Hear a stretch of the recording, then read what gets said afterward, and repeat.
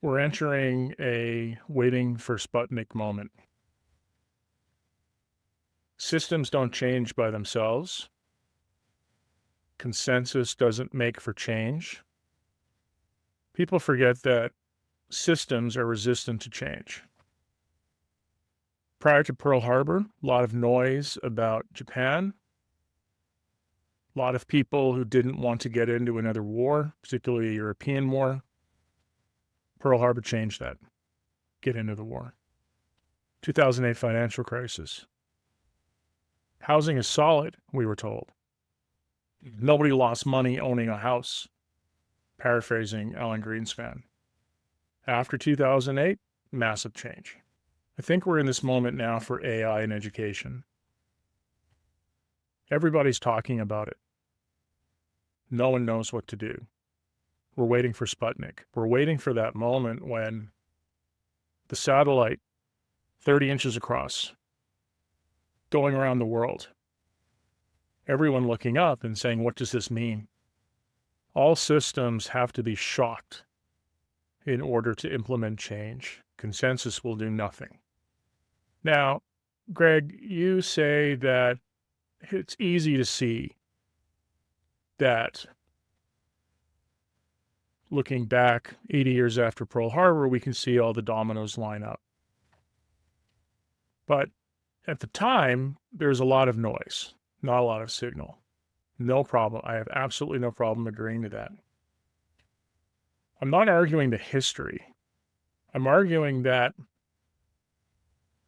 you have to have the big thing in order for there to be change. I am probably one of 10,000 people talking about how AI is going to mess up education. There are a lot of people that are saying that AI is good for education, AI is bad for education. Students are distracted, students are not the problem, teachers are the problem, teachers are not the problem. I'm not going to argue the history. I'm not going to argue that the perspectives are wrong. All I'm saying here is that something big needs to happen in order for change to be started. Again, we're suspended. Worse, we're probably adrift. It's not that we're trying to change. We're not. We're just waiting for something to happen, and then we'll change. The question for us is, have we waited too long? Over the course of this series, maybe the course of this channel, we will talk about historical, recent changes in education. My current thinking is, could be wrong, my current thinking is that education is adrift, and all of these external forces, AI being chief among them, are moving very, very fast.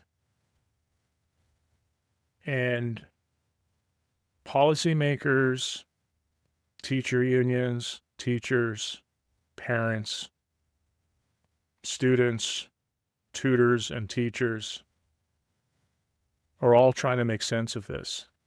So, have I got the history wrong? Am I being ahistorical? Yes. It looks clean from the other end. It looks messy during the period that it happens. But in every one of those things, there was a big event that happened. No one can deny that. What caused it? That's for historians. Why do I think that we're not very good at dealing with problems before they become catastrophes? Smartphone is a really good example. I live in BC. Last year, we banned phones from the classroom. The classroom, not the school, classroom.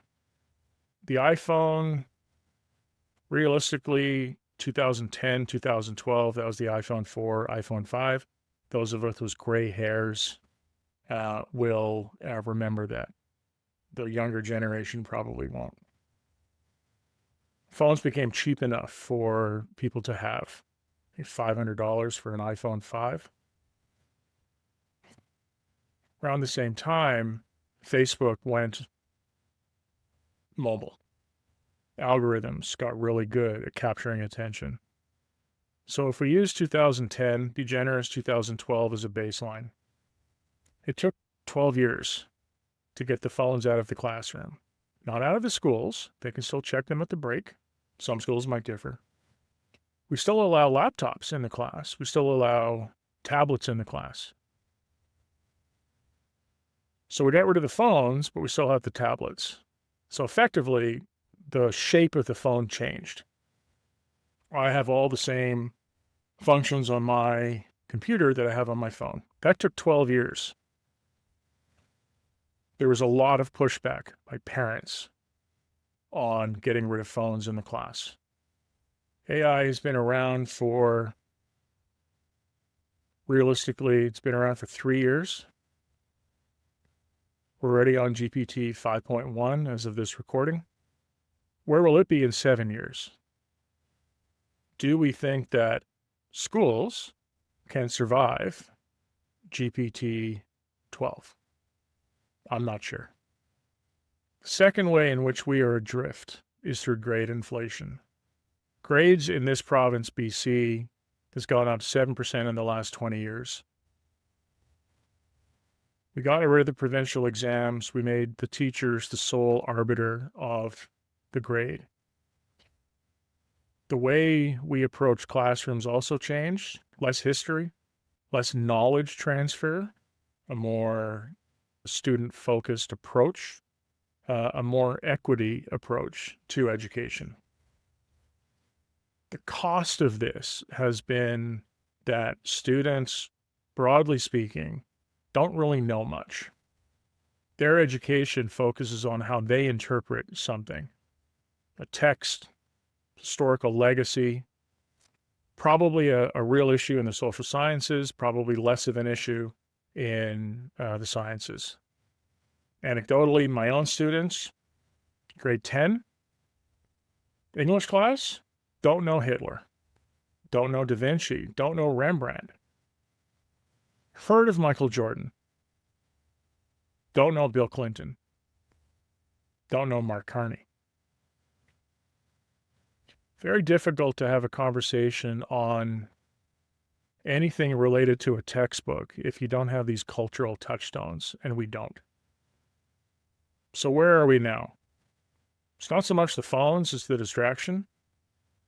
It's cognitive stamina, capacity, thinking power. We have less of that today. We have higher grades today. And now we have generative AI, powerful, increasingly everywhere. All of this together, I think, will result in a Sputnik moment where something big will happen, which makes everybody question the fundamental value of education in BC, what I'm talking about, but also probably in North America and maybe in Europe, maybe in the world, probably. AI crosses all borders. I think there's 5 scenarios. First scenario, grades become meaningless. We have right now in BC, grades have gone up 7%, and this has all been teacher generated. We got rid of the provincial exams. All of the grading is done by the teacher. AI is about to turn a C student into a B plus student and a B plus student into an A plus student. 2, universities will stop trusting the transcripts. So there's going to be an accreditation problem. Universities cannot trust transcripts, and therefore they overhaul how people get in university. So we've had 50 years of grades. Those grades will no longer be valid. What comes next? Don't know. Third scenario, employers no longer trust the grades of universities and maybe even bypass universities altogether. Maybe we go back to an apprenticeship program, trades program, even for cognitive work. The meta problem here, maybe the fourth one, is that accreditation for universities and high schools breaks down. We simply cannot trust the grades at any level. Because of AI, because no one wants to build systems that counteract or complement the power of AI. No one has faith that these systems can be trusted. And then the last one would be a public scandal. This month, this is November of 2025. I don't know the name of the artist, but an AI artist has entered the Billboard Top 200, which means enough people are listening to the music, either as novelty or curiosity, but it's popular enough that that artist is getting traction.